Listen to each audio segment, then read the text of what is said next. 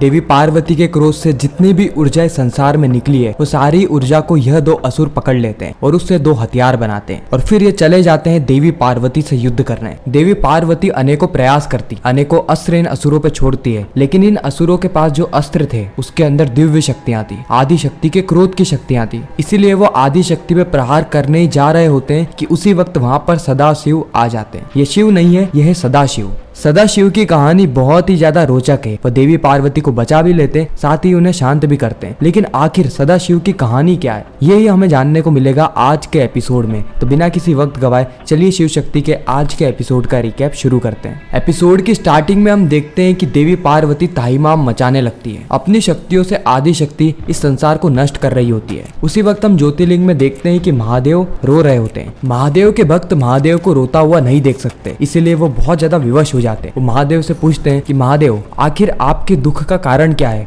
आप हमें बताइए, कहीं हमसे तो कुछ त्रुटि नहीं हो गई। उसी वक्त वहाँ पर भूकंप आने लगता है और सारे मनुष्य महादेव से सहायता की पुकार लगाते हैं। वह कहते हैं कि महादेव आखिर ये क्या अनर्थ पे अनर्थ हो रहा है, हमारी सहायता कीजिए। इस और हम असुर गुरु शुक्राचार्य और सारे असुरों को देखते हैं। वह भी इस भूकंप के झटके को महसूस करते हैं। असुर गुरु शुक्राचार्य कहते हैं कि यह आदि शक्ति के क्रोध का प्रकोप है। स्वार्थ कहता है कि वाह, एक और महादेव धरती को बचाना चाह रहे हैं और एक और उन्हीं की शक्ति इस धरती को नष्ट कर रही है। क्रोध हमेशा ज्ञान को नष्ट कर देता है। स्वार्थ कहता है कि आदि शक्ति के इस प्रकोप से जो भी दुख, पीड़ा, दर्द इस संसार में फैल रही है, हमें उसे एकत्रित करना होगा और उसे एकत्रित करके एक अस्त्र बनाना होगा और उसी अस्त्र से हम करेंगे आदि शक्ति पे प्रहार। उनका क्रोध उन्हीं पर भारी, आज्ञा दीजिए मुझे गुरु शुक्राचार्य। असुर गुरु शुक्राचार्य कहते हैं अद्भुत अद्भुत स्वार्थ अद्भुत, येति मेति, जाओ और अस्त्र बनाना शुरू करो। असुर माता दिति कहती है अद्भुत स्वार्थ अद्भुत, एक और शिव अपने आप को वृतक कर चुके हैं। वह 12 ज्योतिर्लिंग में इस संसार में बस चुके हैं और वहीं पर ही उनकी शक्ति अगर इस संसार से दूर हो जाएगी, मूर्छित हो जाएगी, तो इस संसार में बचेगा ही कौन, हम लोग। और असुर करेंगे इस संसार पे राज, असुरों का शंखनाद होगा, असुरों की विजय होगी। देवी पार्वती के क्रोध से सबसे ज्यादा जो मूर्छित हो रहे थे वह होते हैं जानवर, शेर, हाथी, सांप, सभी को अपना वन छोड़ छोड़कर जाना पड़ रहा था, क्योंकि उस वन में तो देवी पार्वती अपने क्रोध से आग फैला रही थी, विनाश का शंखनाद हो रहा था। और देवी पार्वती यहाँ पर भी रुकती नहीं है। देवी पार्वती अपनी शक्तियों से अब मनुष्य जिस स्थान पे रह रहे हैं वहाँ पे आक्रोश फैलाने लगती है। वहाँ पे बड़े बड़े बम गिरने लगते हैं, जिससे कि मनुष्य भी बहुत ज्यादा पीड़ा में होते हैं। और इन सारी पीड़ा को एकत्रित कर रहे होते हैं यह दो असुर। इन दोनों ही असुर का ये प्लान होता है कि ये सारी ऊर्जा को एकत्रित करेंगे और उससे दो हथियार बनाएंगे और उन्हीं दो हथियार का इस्तेमाल करेंगे आदि शक्ति के ऊपर। हालांकि आदि शक्ति को कोई मूर्छित नहीं कर सकता, लेकिन आदि शक्ति की खुद की शक्तियों के द्वारा बने गए अस्त्र तो उन्हें मूर्छित अवश्य कर सकते हैं। अब क्योंकि महादेव तो 12 ज्योतिर्लिंगों में वृतक हो चुके हैं, इसलिए संसार को संभालने का दायित्व आ जाता है नारायण के कंधों पे। नारायण आदि शक्ति के सामने प्रकट होते हैं और कहते हैं कि बस हो गया देवी, बस हो गया। अब आप इस पूरे संसार को नष्ट नहीं कर सकती, इस पूरे संसार को पीड़ा नहीं दे सकती। आपके क्रोध की अग्नि इन भोले भाले मनुष्य पे पड़ रही है। इस विध्वंस के तांडव को बंद कर दीजिए देवी, क्योंकि आपके इस तांडव का फल बहुत ही घोर होने वाला है। आप अपने क्रोध में ही भूल गई है कि आप इस जगत की जननी है आदि शक्ति, और आप इसी जगत का विनाश कर रही है। यह आपको शोभा नहीं देता देवी। और इस संसार की कोई भी शक्ति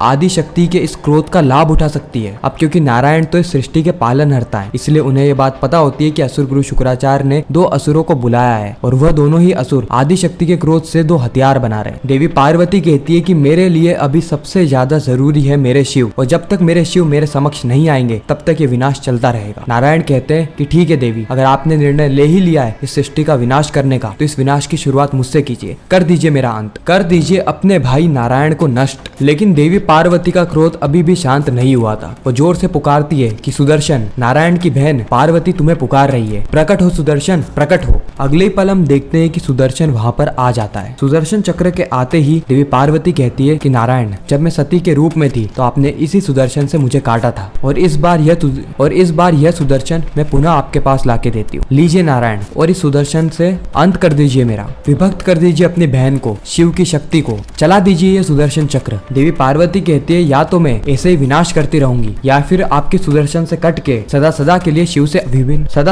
शिव से विभिन्न हो जाऊंगी। निर्णय आपका है नारायण। उसके बाद देवी पार्वती सुदर्शन चक्र को नारायण को सौंप देती है। नारायण अपनी उंगली पे सुदर्शन को घुमाते हैं और सोच में पड़ जाते हैं, अगर वो अपने कर्तव्य को निभाने गए तो उन्हें देवी पार्वती का अंत करना होगा। लेकिन वह देवी पार्वती का अंत आखिर कैसे कर सकते हैं? नारायण यहाँ पे बहुत बड़ी दुविधा में फंस जाते हैं और बिना कोई निर्णय लिए ही वहाँ से गायब हो जाते हैं। जिसके बाद आदि शक्ति वापस से इस संसार का विनाश करना शुरू कर देती है। अगले पल हम नारायण को देखते हैं जो कि महादेव की ज्योतिर्लिंग के सामने आ जाते हैं और सारे भक्तों से विनती करते हैं कि वो महादेव को अकेला छोड़ दें। सारे भक्त सबसे पहले नारायण को प्रणाम करते हैं और उसके बाद ज्योतिर्लिंग से दूर चले जाते हैं। नारायण महादेव से कहते हैं कि महादेव आप तो सर्वज्ञानी है, आपको तो सब कुछ पता है कि 2 असुर पाताल लोक से धरती पर आ गए और वह देवी पार्वती के क्रोध का इस्तेमाल करके हथियार बना रहे हैं ताकि वह देवी पार्वती पर ही आक्रमण कर सके। इस ओर देवी पार्वती अत्यंत क्रोध में वह किसी की भी बात को सुन नहीं रही, यहाँ तक कि उन्होंने मुझे अपने प्राण लेने का भी प्रस्ताव दे दिया। अब महादेव भला मैं कैसे देवी शक्ति के प्राण ले सकता हूँ, वह तो इस नारायण की बहन है। अगले पल हम देखते हैं कि महादेव अपने एक दूसरे अवतार में नारायण के सामने प्रकट होते हैं। नारायण महादेव से कहते हैं कि महादेव इस पूरे ही संसार में आदि शक्ति को सिर्फ और सिर्फ आप ही शांत कर सकते हैं, इसीलिए मेरी आपसे ये विनती है कि आप देवी पार्वती के पास जाइए और उन्हें शांत कीजिए। इस ओर हम देवी पार्वती को देखते हैं जो कि विध्वंस मचाई रही होती है कि उसी वक्त वहाँ पर वह दोनों असुर प्रकट होते हैं, क्योंकि इन दोनों ही असुरों ने उस अस्त्र को बना लिया था देवी पार्वती के क्रोध से और अब वो सज्ज थे देवी पार्वती पे आक्रमण करने के लिए। इसलिए वह देवी पार्वती के सामने प्रकट होते हैं और उन्हें चेतावनी देते हैं कि अब आपका अंत होने वाला है देवी पार्वती,